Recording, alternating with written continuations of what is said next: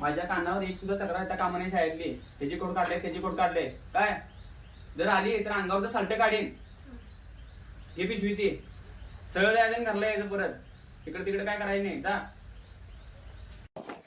अहो पोराला किती कावताय हो, जरा त्याला मायेनं जवळ घेत जावा.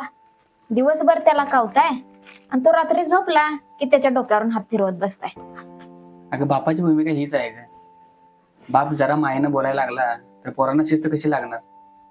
आईनं मवाळ भूमिका घ्यायची आणि बापानं कडेत. ही जगाची रीतच झाल्या ग. होय, आपण लहानपणापासून ज्यांना भीत आणि ज्यांच्या शिस्तीत मोठं झालो तो माणूस म्हणजे बाप. आणि आता आपण आई बाप झाल्यावर कळतंय की तो बाप आपल्याला का बडबडत होता, का रागवत होता. कसं होते बाप आपल्याला कावतो बडबडतो हे आपल्याला दिसतं, पण तो का कावतो? आपल्या भविष्यासाठी.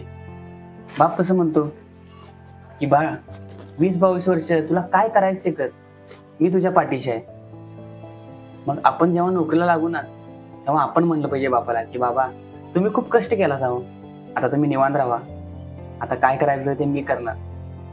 हा पण यात वेळ होता कामा नये, कारण आपण हे म्हणेपर्यंत आपला बापच या जगात नसेल. पोरांच्या आयुष्यासाठी स्वतःच्या कातड्याची जोड करायला सुद्धा मागे बघत नाही हा बाप. कितीही संकटरूपी वादळ वारे येऊ दे त्याच्या समोर पहाडासारखा उभा असतो आपला बाप.